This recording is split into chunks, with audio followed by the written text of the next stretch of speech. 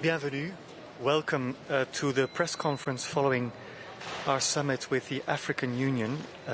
We have just distributed the declaration, which has been formally approved just now here in the room, and we've published it on our website. And I invite the President of the European Council to take the floor. Merci beaucoup. Merci beaucoup.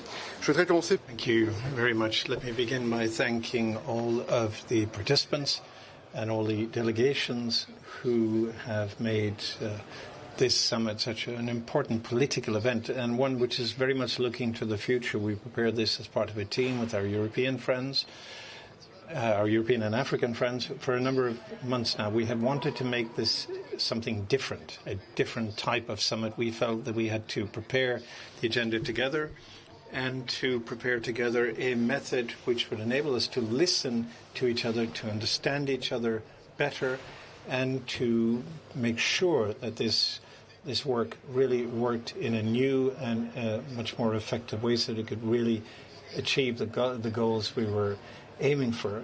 Nothing was off the cards. The roundtable discussions, which raised various issues, sometimes very difficult issues, which required ambition, leadership, but also a sense of nuance. And this was an opportunity for us to lay the groundwork for a renewed partnership, focusing on a number of key principles: mutual respect, the will to set common goals, and the willingness to work together when we feel that there's real added value to this joint action. So creating a real sense of common purpose between Europe and Africa. We also took stock of a number of very specific issues on which we have been working on for a number of months. For example, in health, we had in-depth discussions about how to be pragmatic and effective when it comes to developing and producing vaccines in Africa. This was an important point we discussed. We also wanted to follow up on the commitments we made a few months ago between you, dear Emmanuel, and dear Macky, on funding investment. This was an opportunity to, and that special drawing rights could be a lever that we could use effectively to help fund development. There have been some big achievements as far as mobilizing the G7 and the G20 and this political ambition. So it's, in fact, ensuring that with a number of European member states who are committed to supporting this mobilization of special drawing rights, so we've decided to continue our efforts and to seeking an institutional way forward. What we wanted to do first and foremost is to maintain the momentum on this, then mobilizing around a number of projects in line with Africa's priorities to support development, innovation, and prosperity in climate, in digital, and in infrastructure.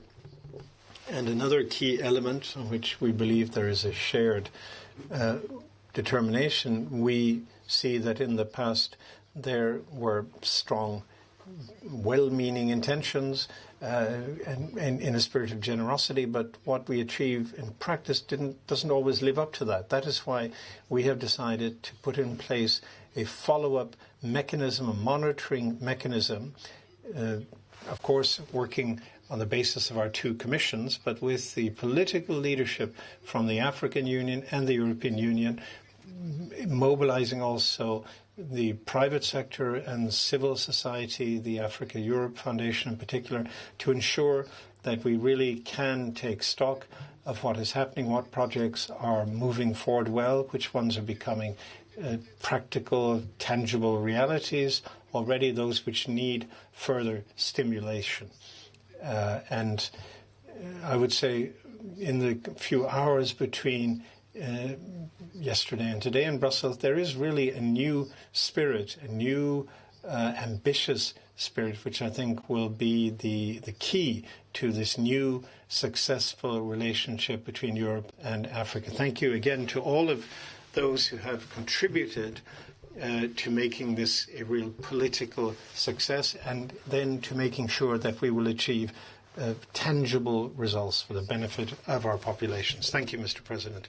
Let me give the floor to President Macky Sall of Senegal. Bonjour à tous. Thank you very much, and good afternoon, everyone.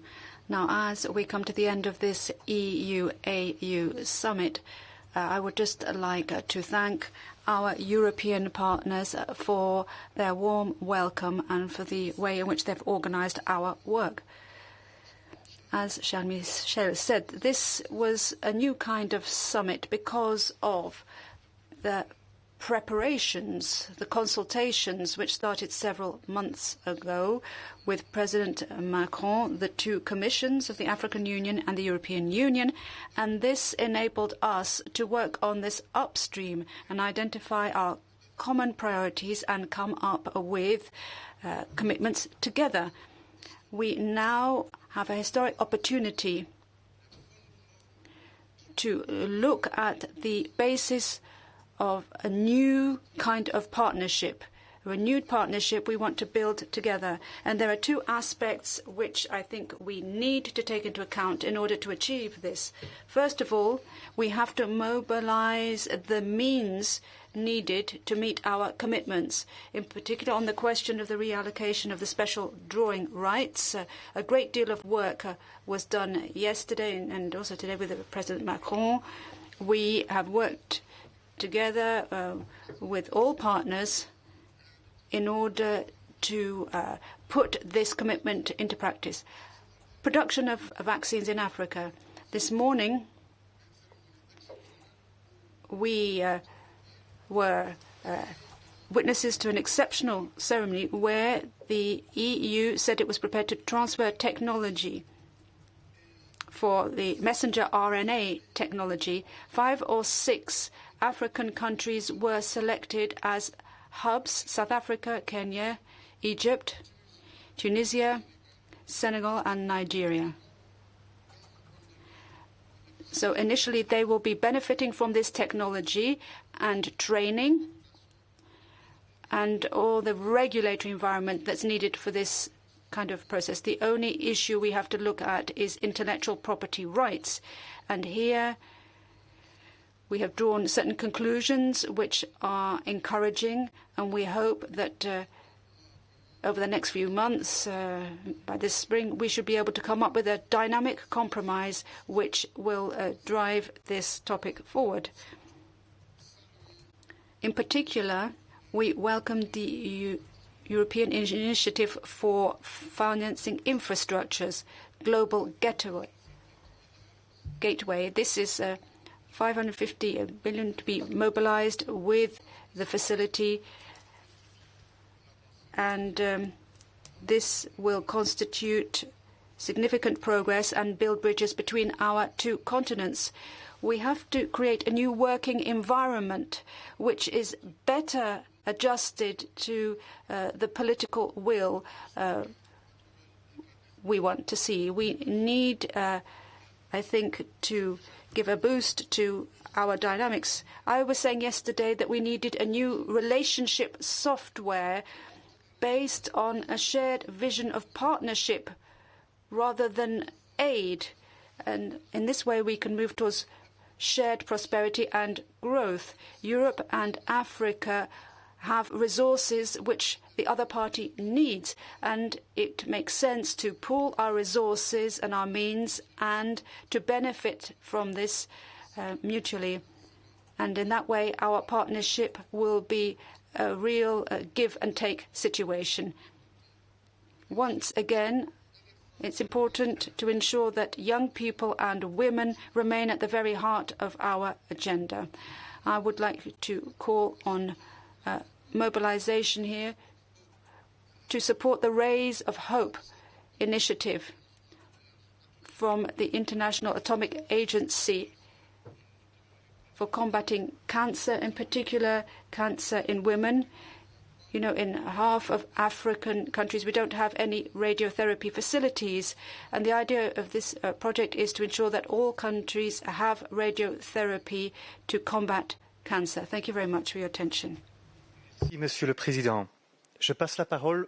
Thank you very much, Mr. President. Let me give the floor to the President of France. Thank you very much.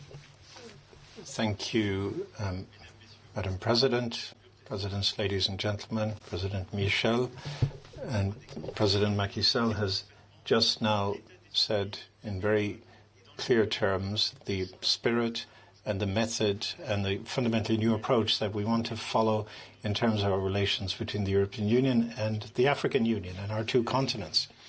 We have some very political goals. We have some very specific, tangible projects for our partnership. I would just like to go back over a few points. One is of key importance. One is the health challenge. Thank you to President Macky Sall for having stressed the key role of the health agenda above and beyond COVID-19. In this partnership, we need to prepare already for the future cooperation on other pandemics and other viruses, but also on issues of public health. You mentioned cancer, and that is an area where we want to continue focusing our efforts. You have said there will be 450 million doses to Africa, which will be added to the COVAX by summer of this year. We have a new structured approach to administering as well these vaccines. This summit also wants to focus on a number of points. One is to put on a sound basis the principle of hubs on Africa for 6 hubs that the President has just mentioned in terms of vaccines. We have an initiative with EIB and Germany in particular to define a package of investments for the benefit of via the African Development Bank, so that Africa will be able to act in a very fully sovereign way. So we're talking about health and vaccine sovereignty, and with a view in the run-up to spring, we want to finalize this between the two commissions to find a framework for the two copyright issues, and this in conjunction with the WTO and the WHO. So we have clear joint commitments on this. On growth, both presidents have gone into this already. We face a huge challenge on Africa, which is coming out of the COVID pandemic at a time when there are huge numbers of young people arriving on the labour market. This is a great opportunity, but also a huge challenge. And at the same time, we have the challenge of the environmental transition. As regards funding African economies, work still needs to continue on this.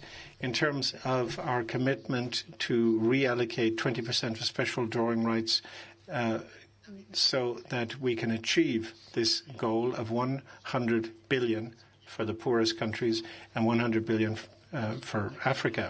In this respect, and different techniques may be used. Some will reallocate special drawing rights. Others will have lending mechanisms, but we will reach this goal.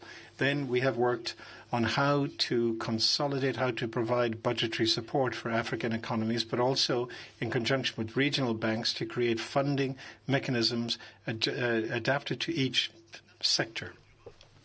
In terms of sustainable infrastructure, the European Union is very committed. The President has pointed these out, and I think we will come back to that. The European Union is determined to be Africa's closest partner for funding its infrastructure. We can do that in terms of climate transition, in industrial terms, in terms of quality and quantity of financing, and the sustainability of financing.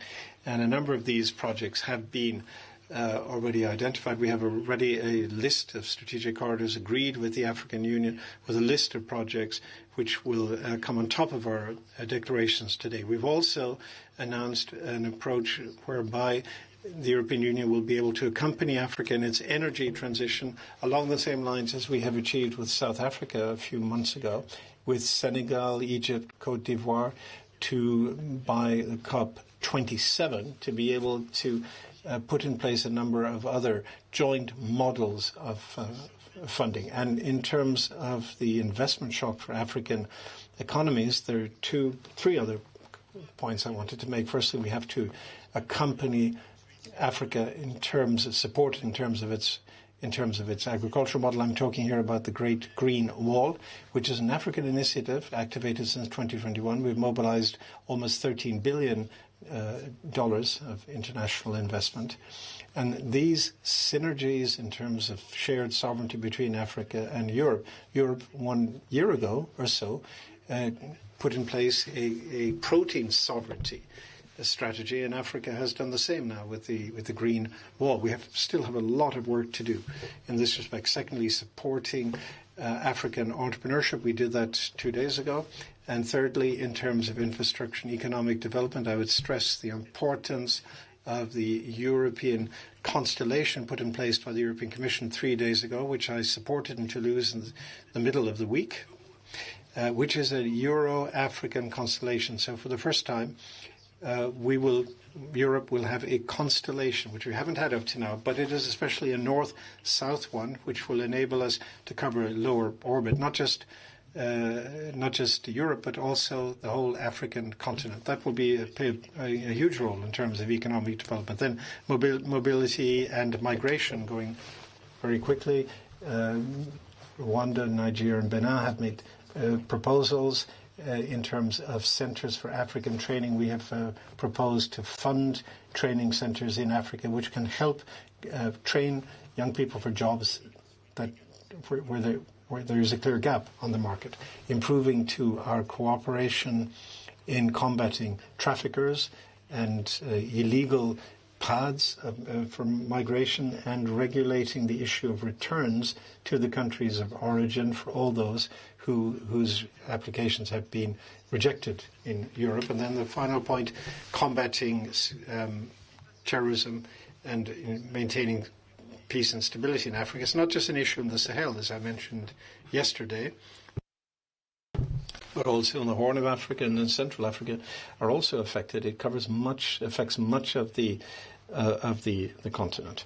I would just say in this respect that we have consolidated a partnership-based approach where, on the basis of the requests from African countries, Europe has shown its willingness and ability to fund operations, to fund equipment and accompanying measures. In terms of what has been achieved by Rwanda in Mozambique, along the same lines, an operation which we want to accompany, and we want to accompany it all the way, which shows that African countries are capable of organizing their own resources. In the case of regional grouping SADC, where in this case where Europe would be an accompanying partner. And then secondly, before and during this summit, we have been working on completing work in terms of maritime security. This is another key example of our exemplary cooperation. We support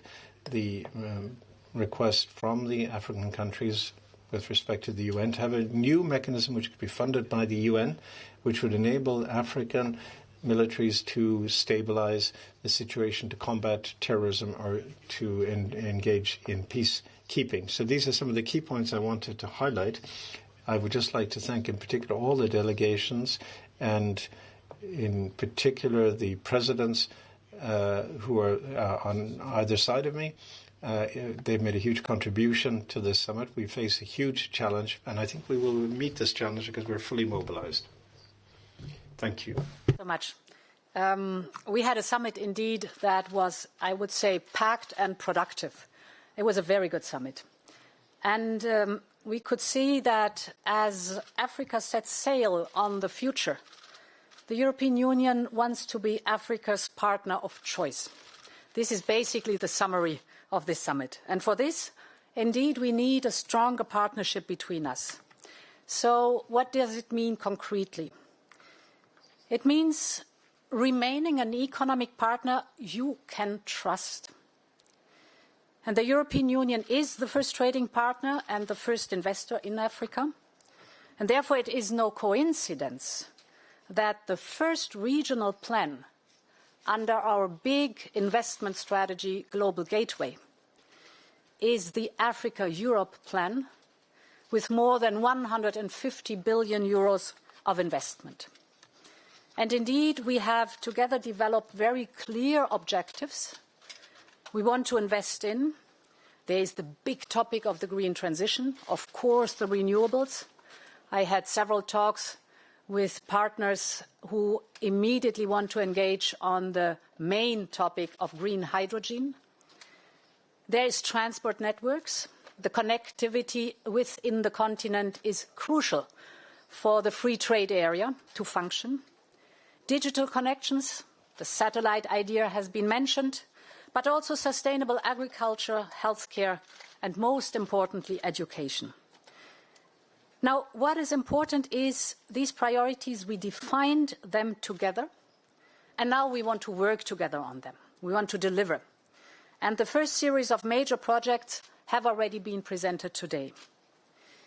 The second point that is important for me is to emphasize that a stronger partnership means stepping up our joint fight against climate change. We want to see green partnerships like the ones we have with South Africa or Morocco flourish across the continent. Because climate action is the challenge of our generation, has been a big topic on this summit. And yet, there lie also great opportunities for the next generation if we act now. Africa is rich in renewable power. If you look at hydropower, solar power, wind power. And Africa is rich in nature, with a quarter of the world's biodiversity, 1/4. So to end climate change, the world needs Africa. Yet the transition to clean energy will be a process for economies that rely heavily on coal, be it in Africa or be it in Europe. But we are both determined. And I'm very much looking forward to Egypt hosting COP27 this year. And finally, from the health of our planet to the health of our people, Europe is Africa's #1 partner in the fight against COVID-19, and we will do even more. We are on the right track to reach our goal to share at least 450 million vaccine doses by this summer. And indeed, together we are building up mRNA manufacturing capacity across Africa. I will not go in detail because we have discussed that in the press conference this morning. But important is we had a very good, intense, constructive discussion on the question of TRIPS waiver and compulsory licensing. We share the same goal. We have different ways to reach that goal. There must be a bridge between those two ways. And therefore, we have decided that the two commissions, the African Commission and the European Commission, will work together. We will meet college-to-college meeting here in Brussels in spring. And at that time, the latest, we have to deliver a solution. This will be accompanied by WTO, Ngozi. And therefore, I like it always when a task is clear and defined. The task is set for the two commissions. The frame is clear. The goal is clear. We have to deliver. So Europe wants to remain Africa's first partner, a loyal partner, and we are moving right now from words to action. Thank you. Thank you, Madam President. And may I invite President Moussa Faki to take the floor. Merci. Il n'est toujours pas aisé. Thank you. Well, it's not easy to be last because you end up repeating what everyone else has already said. All I would say is that we had an innovative meeting, not just the content but the form as well. We had very good preparation together, and from a methodological point of view, that went very well. Contrary to our practices where we had 55 African states and 25 European countries all making speeches, 27 European countries all making speeches, but we decided it would be a better idea to have round tables so we could actually speak to one another very frankly. And I'm going to sum up our concerns here in two main categories. Financing peace doesn't mean just sending troops or funding for weapons. It means consolidating governance, justice, administration, and financing development in all aspects, education, health, infrastructures. Just over 2 years ago, we launched our continental free trade area, 30 million square meters, 1.3 billion inhabitants. Connecting countries, connecting regions is a problem. And if you want to have trade, well, you need to have infrastructure. So that is one of our priorities in Africa. Energy is one of our priorities. These are key issues. In Africa, more than 60% of our population is made up of young people. They need to be trained. We need vocational training. These young people, even those who have degrees, can't find a job. And unfortunately,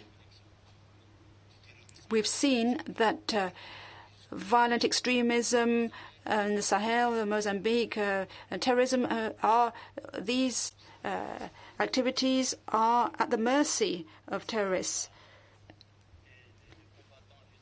Now, at the outset, the ideology and funding came from elsewhere. They recruit there in Africa now. So it's very serious. And that is why, when we were talking to our European friends, I think we had to explain that we need to assess everything that's going on in Africa. The EU has provided 2.5 billion euros of funding for peace operations on the African continent. And that is quite remarkable. The UN has had peacekeepers here for more than 60 years. I'm not going to mention the countries, but some of these missions have been there for 60 years. And we've got to look at the whole issue of peacekeeping operations in Africa. What we really need now is to look at things clearly and take action where relevant. We discussed this.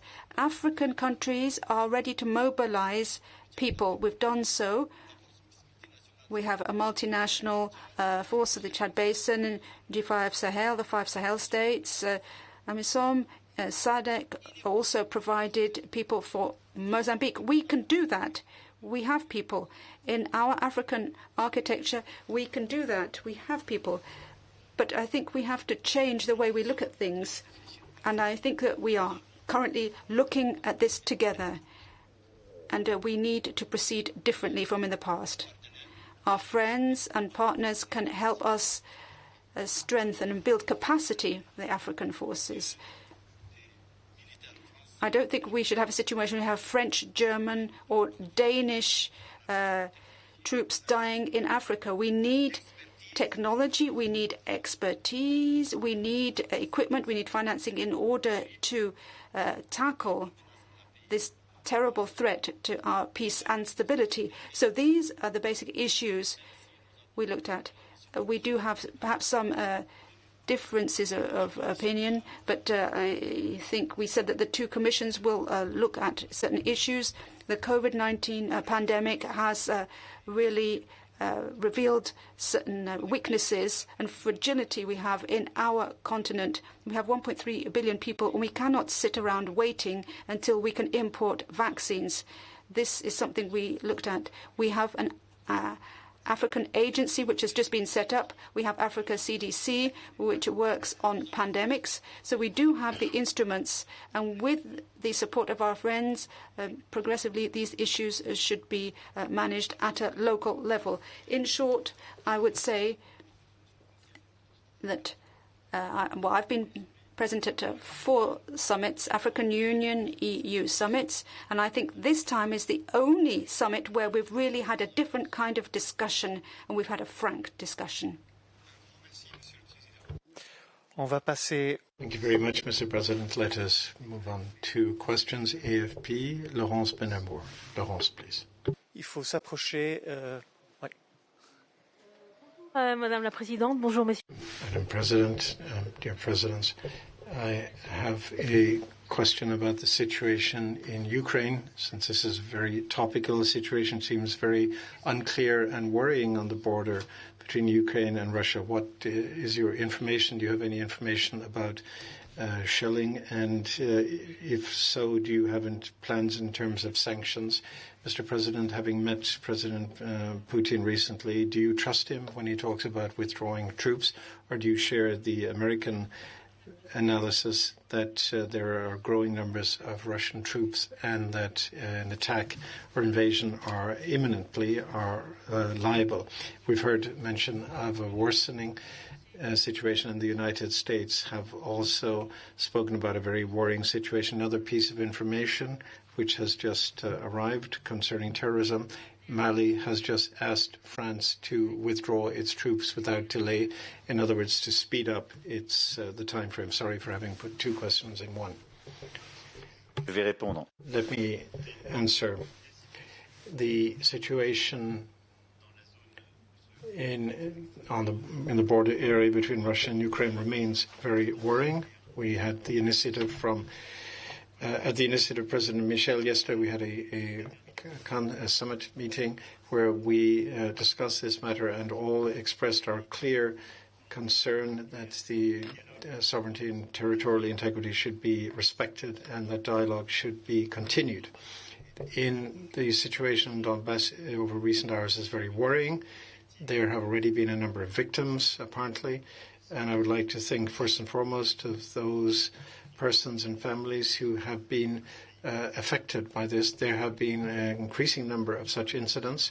This must stop.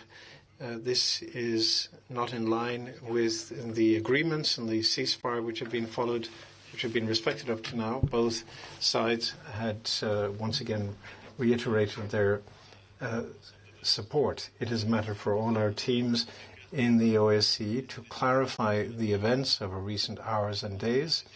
As regards the second question you have put, we do not have a proof of Russian military attacks at this stage. I welcome what President Putin has said, but I believe if you want to be a reliable partner, then deeds should be in line with declarations, and I would like to see specific actions. As regards the pressure, military pressure from Russia, or destabilizing acts increasing in number, or shelling in the contact zone.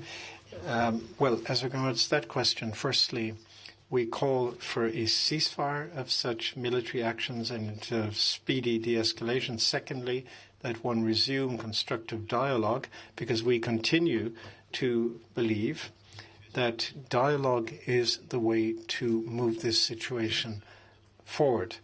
In the coming hours, there will be close cooperation between the European allies and the United States by the end of today.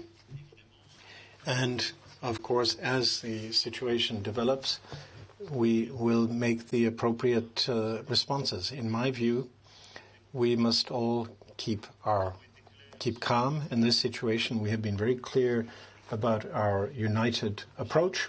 We know what we want. I've heard what the President of Russia has said, but deeds must now follow words.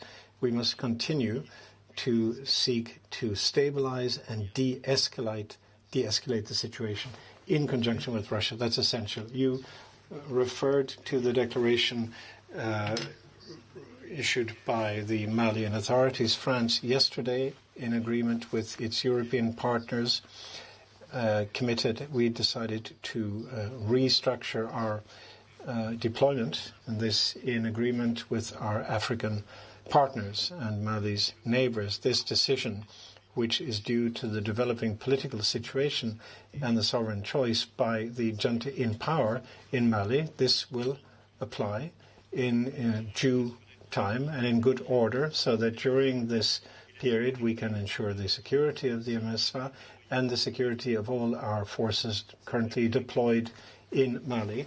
And I will not make any concessions on their security. All this has to be done in a respectful way, because for 9 years now, Mali has been training, equipping, and accompanying the Malian army.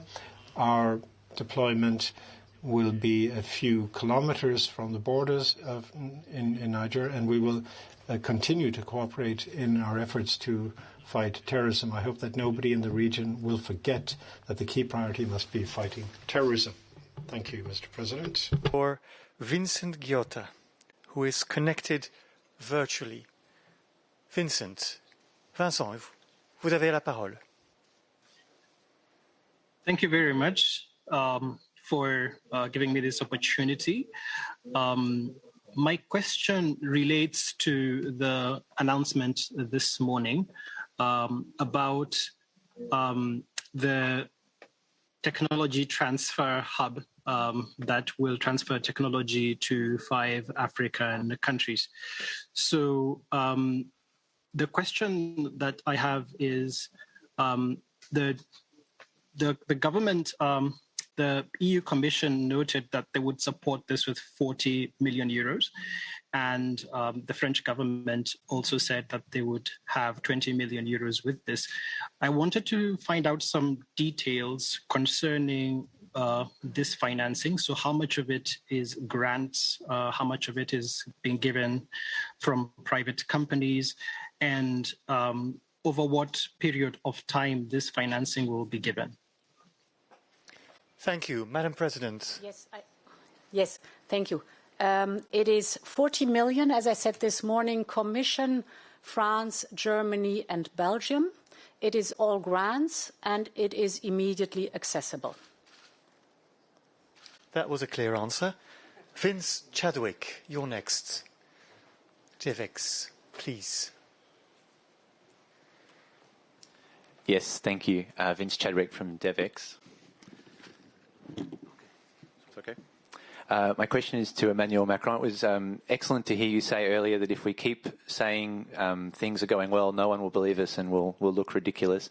I was thinking about Abidjan a few years ago, 2017, a declaration that spoke of a paradigm shift, a new investment plan with a nice name, the External Investment Plan, small amount of European budget guarantees, 4 billion, and the promise to mobilise 44 billion by 2020. That didn't happen, and no one can say how much was mobilised. And I'd be interested to know what's new about this mechanism, because the declaration talks about existing mechanisms. So something on that. Now it's the Global Gateway. It's 150 billion, and in 2 days in this building, no one can tell me how that 150 billion comes together. No one. And it's actually the European Commission's policy not to say, because it's a mix of grants, loans, guarantees, private sector mobilisation, and this is supposed to be a transparent offer. But it's not transparent. And so Europe, again, risks to look a bit ridiculous. And us as journalists, we can't in good faith put a story in our headline that says 150 billion. Vince, I think you made your point. No, so I'll come to my question. What is your question? Come to my question, because I know I asked Emmanuel Macron about this in December. Please. 2 years ago, Madame von der Leyen's Commission proposed an extra 10 billion euros in budget guarantees as part of the Next Generation EU package for Africa. And European leaders cut that during the negotiations in July in the Council. And now we're here talking about a new package for Africa. But when you had the chance to put new money on the table, 10 billion euros, which is a lot in Brussels terms, it was cut in the middle of the night with no explanation. So how can we now take you at your word when you say there's a new élan for Africa, there's a new spirit, the 150 is not explained and the 10 billion is gone? Thank you. Merci beaucoup. Sur le deuxième point, je peux vous répondre. Thank you very much. On your second point, I can answer. Well, France called for this to be maintained. It's when we have our budgetary discussions, and given the context, we had to conclude on the plan, on the recovery initiative, we had to make compromises, and many budget lines were cut as well, and this led to reductions in the budget. Now, the complete package for investment from Europe has increased. Don't just look at one line. I would ask you to look at the European Recovery Plan and what we've done for Africa. But you're completely right about that compromise solution. It wasn't our position. We accepted that just to get the whole thing through. On your second question now, in July of 2020, Europe doubled its capacity. I prefer to look at its budgetary capacity in the discussions. We doubled the figures. Yes, we did. The comments are off mic, unfortunately. So what did we do? We created production capacity for vaccines. Yes, we did. Now, I'm prepared to look at this from a point of view of Africa, but you're looking at this in a very limited way. Yes, compromises. It wasn't 10 billion. We've extended the European budget. We've doubled it. So what did we do for recovery? Common actions, thanks to, well, vaccinations, thanks to this recovery plan, we have become the biggest vaccine-producing zone in the world. And it's the only area which has never banned exports. And it's an area which has given and exported the most vaccines. Africa is the main beneficiary. I would invite you to look at the transfers from China and the US. So let's be honest about this. Just look at how much went to Africa in the 2020 from the 2020 budget in terms of capacity and production. We have to be clear about this. There are some issues which are very technical and complicated, but here in this case, I think we should have a proper discussion, and we have to look at what we can do through the choices we make. And I think that at the end of the day, we did a lot more than we would have done had we not had the discussions in July 2020 for Europe and for Africa. Now, when it comes to Abidjan, yes, you're quite right. Then after that, we had the COVID crisis. It was impacted by that. And it's true that 2 years later, we were trying to implement. We had a different Commission, even though we have continuity for the major projects, of course, but we were caught short by COVID. We did not deliver on the agenda. Now, the second proposal here for transparency is that I think we should look at what was done and what hasn't been done. And I'm in favour of transparency. That's the way things work. Now, I was a newcomer at the time, but I wasn't satisfied with the method in Abidjan, because, as Moussa Faki said, everybody just read out their speeches and nobody was sharing an agenda. Here, I think we had a method when it came to our preparation, and you can see the list of things to do. We have a to-do list, and we've said that every 6 months a report will be drawn up. So have a look at that text and compare that to the Abidjan text. They're very different. Have a look at the list of infrastructures to be financed. We didn't have that in Abidjan, and follow-up and transparency, the methodology there is completely different. But I think we could work on this just to provide full transparency on what's actually been done in the context of the European Recovery Plan for Africa, and also the implementation of what we had in Abidjan. That's the only way to be credible. Madam, would you like to correct, say anything? Comprehensive, indeed. The overall global gateway budget is 300 billion in the next 7 years. And of that, at least 150 billion is dedicated to Africa. The President has already described the difference between budget negotiations. This is money you don't have as long as the budget is not approved. And now we have an approved budget, so there can be a very clear programming that has taken place, and then dedication to the different objectives. And the one here, the 150 billion in total for the African plan. I think what is different, indeed, is that we have a precise monitoring process now in place with a regular reporting and accountability. This puts pressure, a positive, constructive pressure on both sides to deliver. What planning is concerned, what construction of projects is concerned, what payments are concerned, and the check what is still available as finances and what has been allocated already in the proper manner. This has never been the case before. It's all very transparent, and I think this is an encouragement for all of us really to deliver. Thank you, Madam President. I have one last question for Mas Moop here in the room, please.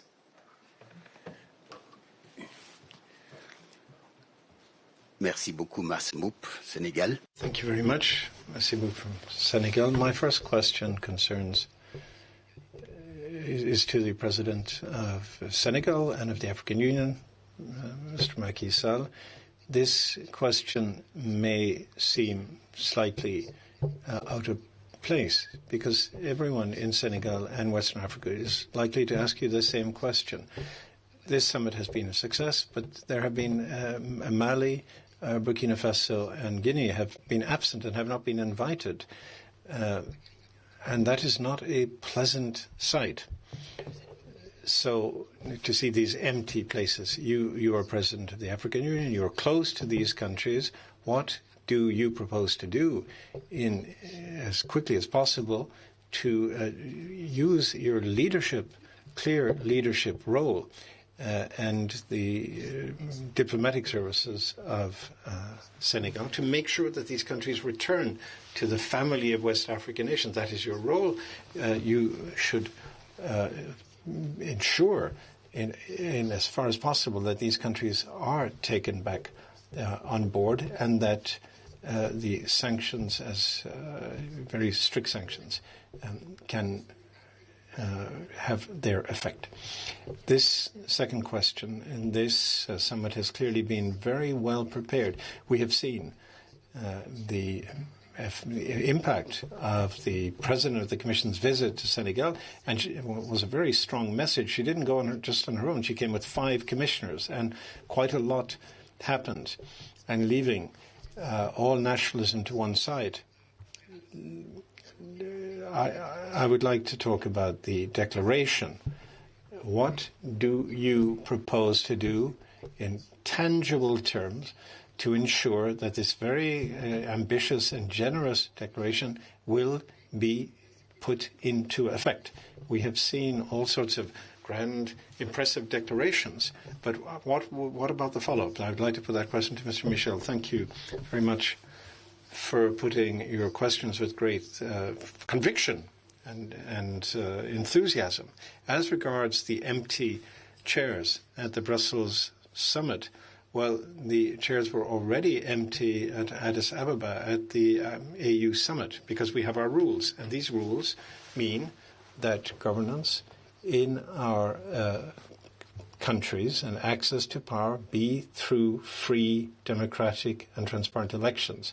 That is the African Charter of good governance. And this is the charter also of ECOWAS, which has condemned any unconstitutional taking of power in the form of a coup d'etat. If there is a coup d'etat, unconstitutional actions, then the country is automatically suspended. This, in the case of Mali, Guinea and Burkina Faso, they have been suspended from all bodies of the African Union and of ECOWAS until the constitutional order is properly returned. These are the rules. There have been sanctions because in Mali the coup has started in June 2020, and up to January 2022 there were no sanctions, because only at the very beginning, because we agreed with the junta that there would be a transition process, and we accompanied that process until they failed to meet their own deadline, a deadline of 18 months for the transition, when this was not respected. We therefore asked for a clear time frame for the elections, and this is when they offered 5 additional years. Of course, ECOWAS took its responsibilities. If we hadn't done that, what would have happened? Everything we're doing here in the UN and elsewhere would simply fall flat, because we would not talk about development and not talk about youth. We would have all our countries being destabilized by young people which have access to arms. These arms are needed to protect our borders, to protect the stability of our states, and to fight terrorism. But we are fighting on a day-to-day basis, and as of Monday, our ministers were in Bamako to work with the transition ministers on a reasonable transition process. And if that is agreed, if that is successful, we'll be able to lift the sanctions, which are a burden on the fraternal people of Mali. So the solutions, we remain fully committed to that. Yesterday I asked Algeria and I asked ECOWAS to try to bring positions closer together. So as President of the African Union, if I need to go to Bamako, I will do so without hesitation to work with the Malian authorities. If we look at the departure of the European troops, what will the consequences be in terms of terrorism in Africa and the Sahel? In addition to the immediate aftermath, what will be the reaction of the United Nations? Who is going to ensure security? As our colleague has said, this was a peacekeeping mission with blue helmets who don't have the equipment or the mandate to do so.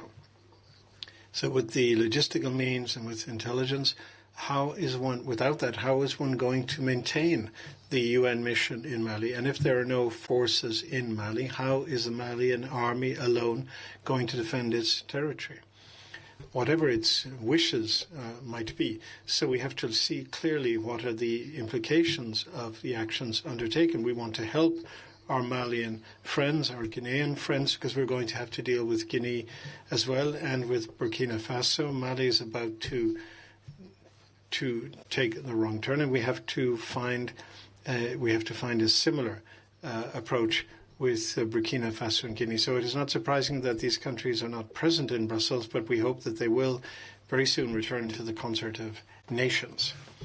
Just to point out that all the decisions of the African Union Security Council are with a clear mandate to the President of the African Union to maintain contacts with these sanctioned countries. I went to Accra to meet the then President of the African Union, and went to Bamako. I met the Prime Minister, the head of the junta, and I went to Dakar afterwards to report to the forthcoming President of the African Union, President Macky Sall.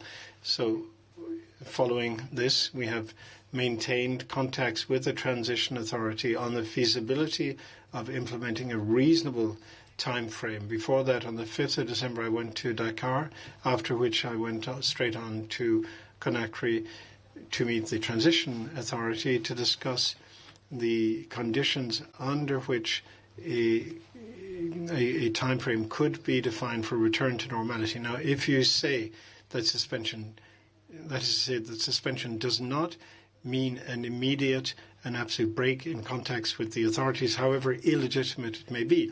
What is of interest to us, first and foremost, are the countries and their peoples, and countries which, in the case of Mali, is in a very difficult situation, is facing a very severe security crisis. So the President of the African Union, the President of the Commission are working day and night to move this agenda forward and with a view to restoring legality and the Constitution. Just a few brief words. This summit has set out to change the software and the relations between Europe and Africa, and to show that this is what we've been doing, in fact, over recent months, even before the summit started here in Brussels. To take two examples, vaccine production just a few months ago, European leaders and African leaders observed when the COVID crisis struck that there was a clear vulnerability and a structural weakness which directly affected the African continent, the inability to produce vaccines in significant quantities. This was a real weak point, and it was dialogue and mutual trust and respect which has enabled us to change the state of affairs, to take up a new leadership approach, and we announce this here with 7 African countries to announce a mechanism for technology transfer. Another example, as has been pointed out, we had discussions on this very difficult issue of intellectual property, and even among Europeans there are diverging views as well. We were able to make real progress. We have a rendezvous clause in spring to ensure that Africa and Europe together can carry real weight in the UN family, in WTO and WHO. On security, we have seen over recent months with Mozambique, the starting point is a security dialogue and a common analysis of the situation and understanding that the best way of achieving this effective bilateral relationship and with SADC to see how we can review this whole approach, speed things up, and make available the necessary means so that we can do something really useful on the ground in terms of restoring security and stability. Our discussions yesterday and today enable us to see how we, as Europeans, can feed into this process. And then effectively, the final point, the follow-up of this mechanism, this is quite different from what has been done in the past because we have a three-stage approach, as it were, the two commissions, the political leadership, heads of state and government, who are very much involved, and then the critical input in the constructive critical input from civil societies in the Africa-Europe Foundation, which will every 6 months will have an opportunity to look at projects, look at what is being done to see which ones are moving slowly and need to be speeded up, which ones are advancing well, and this to ensure that this new software actually leads to a new approach and to new tangible results. Our summit. Thank you again for joining us and see you soon. Merci beaucoup. À très bientôt. Alors, mon cher Moussa, on a du travail.